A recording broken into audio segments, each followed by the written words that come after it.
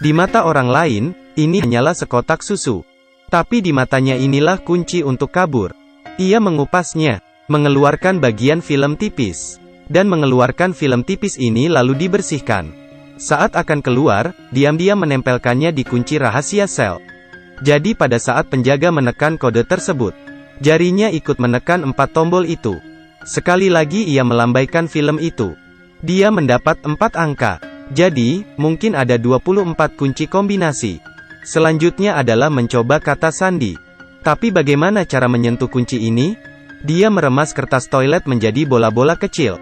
Kemudian meremas pasta giginya. Sama seperti itu dia membuat banyak hal. Kemudian menggunakan kertas kado. Terus meremas dan mengencangkannya. Sebuah bola bundar besar direkatkan. Saat penjaga membantunya melepas borgol, dia segera memasukkannya ke lubang di jendela kecil. Begitupun jika sipir mengunci jendela kecil itu, masih mungkin untuk dibuka. Dari jendela kecil, ia mengulurkan tangannya dan mencoba kata sandi. Paling banyak adalah 24 kali, dia bisa melakukannya dengan benar dan cepat. Untuk mencegah kamera menangkapnya, pertama-tama, dia harus tahu apa yang dilakukan para penjaga. Jadi dia mendengarkan suara di luar setiap saat. Melalui suara, saat pintu dibuka dan ditutup, dia tahu. Para penjaga setiap hari setelah membawanya ke sel, akan keluar untuk mengobrol dan merokok bersama. Jadi ada waktu 1 menit setiap hari. Tidak ada kamera pengawas. Ini adalah celah yang dia cari. Tetapi ketika dia keluar dari penjara dan apa yang harus dilakukan selanjutnya? Jangan meremehkan Ray Breslin. Dia tahu itu untuk melarikan diri dari penjara dengan sukses. Akan ada 3 faktor. Struktur denah penjara, dan di luar harus ada yang membantunya. Dia sudah tahu aturannya. Untuk tata letaknya, dia sudah memahaminya. Begitu dia keluar penjara, dia pergi kemana-mana untuk mengamatinya. Penjara yang ketat ini, ada kelemahan, yaitu stasiun pemadam kebakaran di sebelah penjara. Hanya ada satu masalah, hanya ruangan hitam kecil itu yang ada di dekatnya. Jadi dia mengambil inisiatif untuk menimbulkan masalah. Memukul orang jahat sampai terluka. Para narapidana dipenjarakan di sebuah ruangan hitam kecil. Itu sebabnya ketika dia mencoba kodenya, dia meninggalkan ruangan hitam itu. Menemukan ventilasi ke stasiun pemadam kebakaran. Dia memanjatnya. Ketika para penjaga melalaikan tugasnya, dia naik dari sisi ini ke atas pipa ventilasi. Mendatangi stasiun pemadam kebakaran. Dengan cepat mengganti bajunya dengan baju pemadam kebakaran yang tidak terpakai di sini. Sekarang harus ada faktor ketiga. Cadangan. Ia sudah membuat janji dengan rekan satu tim dari luar. Pada titik ini sebuah mobil kecil akan meledak. Ada kebakaran, maka truk pemadam kebakaran akan diberangkatkan. Dia segera bersembunyi di bawah mobil pemadam kebakaran. Ia pergi dengan mobil ke tempat kebakaran terjadi. Muncul dari bawah mobil. Ketika setiap orang sibuk, tidak ada yang memperhatikannya. Masuk ke mobil rekan satu timnya. Ia berhasil kabur. Benar. Dia bukan seorang kriminal, tapi seorang ahli melarikan diri dari penjara. Dipekerjakan oleh Biro Penjara Federal untuk menguji secara nasional tingkat keamanan setiap penjara. Metode pengujiannya adalah menggunakan identitas palsunya untuk masuk penjara, kemudian mengandalkan dirinya sendiri untuk keluar. Dalam 7 tahun dia memeriksa keamanan di 15 penjara. Tidak ada tempat yang bisa menahannya. Sampai suatu hari, orang dari Chia mendatanginya. Ia mengatakan ada penjara yang sangat misterius, terutama menahan penjahat yang tidak ingin diterima oleh negara manapun. Chia ingin memeriksa apakah penjara ini aman atau tidak. Tetapi mereka tidak tahu di mana penjara ini. Ini adalah misi yang berbahaya. Ray Breslin setuju dengan mereka. Segera tanggal penangkapan tiba. Sebelum berangkat, takut terjadi sesuatu, bawahan juga memberi alat pelacak GPS di lengannya. Baru saja melangkah keluar, Ray Breslin segera ditangkap. Tapi dia tidak menyangka, orang-orang ini menggunakan kekerasan dengan cara yang tidak biasa. Pertama menggunakan pistol untuk menjatuhkannya. Setelah itu semuanya sepertinya sudah direncanakan. Langsung menggunakan pisau untuk mengeluarkan GPS. Kemudian obat penenang dimasukkan ke lehernya. Membuatnya tidak sadarkan diri. Menunggu sampai dia sadar kembali. Dia bertemu dengan seorang kepala penjaga dengan setelan jas dan sepatu kulit. Ray Breslin merasa tidak tahan.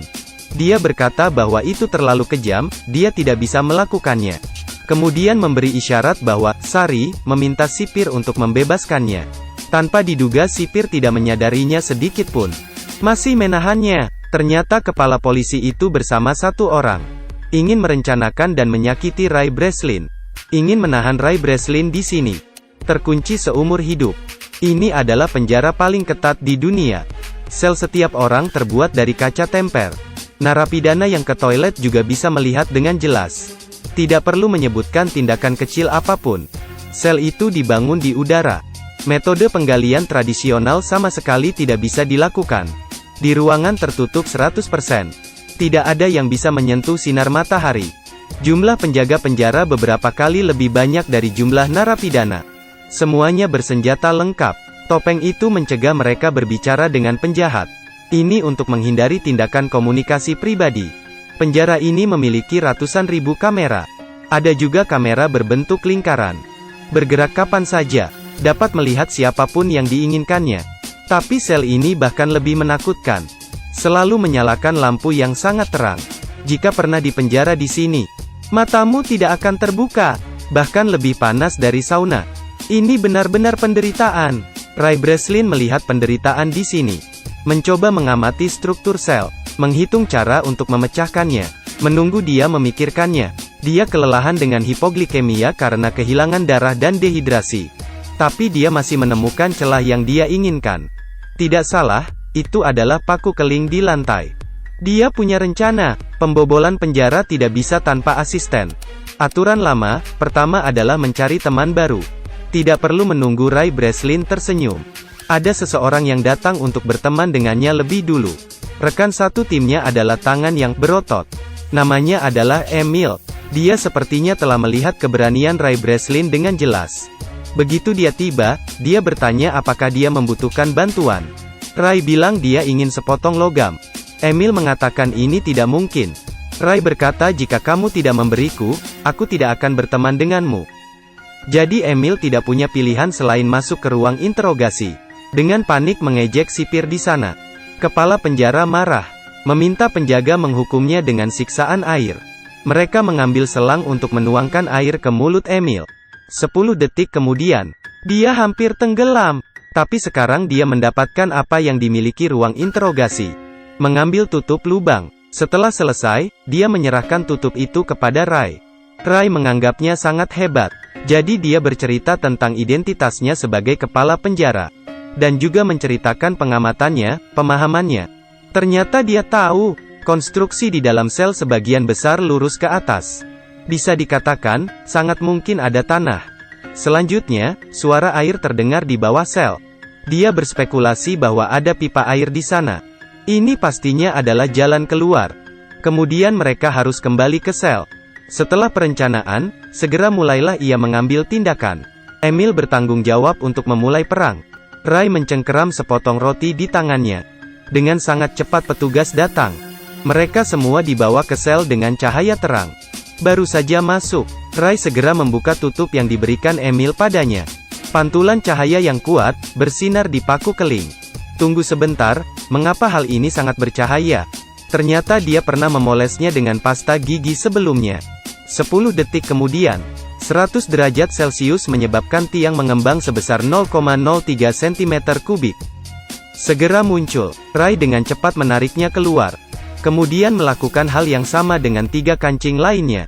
Selesai. Dia memasukkan roti ke dalam mulutnya. Pada saat yang sama mengisyaratkan perhatian Emil. Emil mulai berteriak. Seperti yang diharapkan, kepala penjara segera menoleh padanya. Ray segera berdiri, menempelkan roti kunyah ke kamera. Memblokir pandangan. Lalu dia membuka lantai itu. Turun ke bawah. Dia turun ke ruang di bawahnya. Kemudian memanjat pipa air.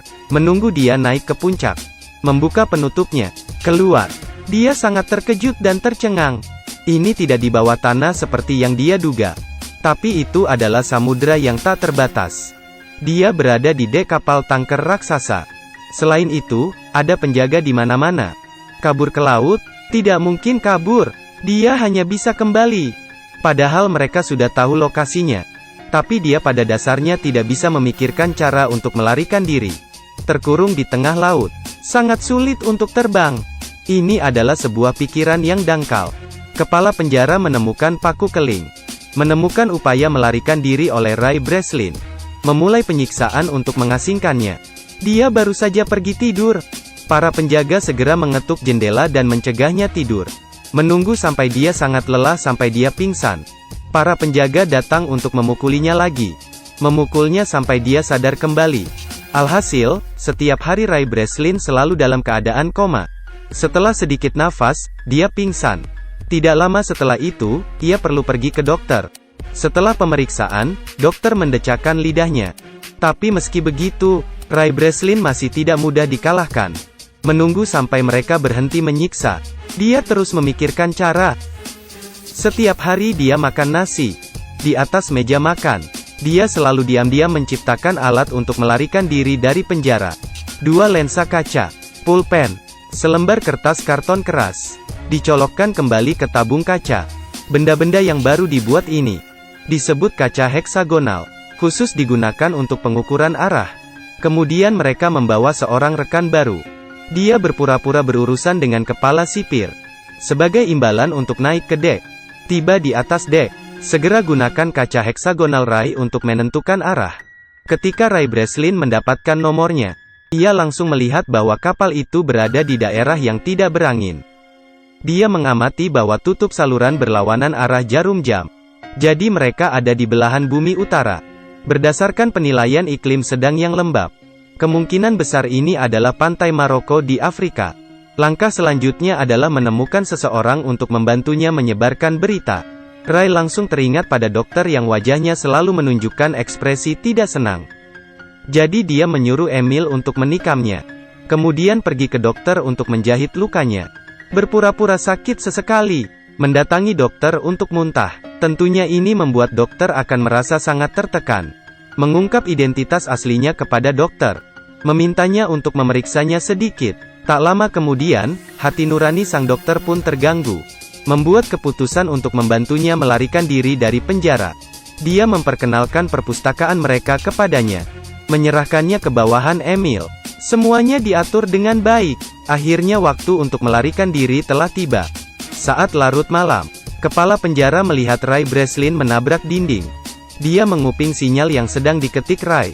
Mengartikan kode itu, akan ada kerusuhan di area C besok pagi. Kepala penjara memutuskan untuk mengirim 3 tim pasukan untuk menyerang area C. Tapi ini hanya jebakan Ray. Dia ingin semua penjaga lari ke area C. Dengan demikian, hanya 2 tim yang tersisa di tempatnya.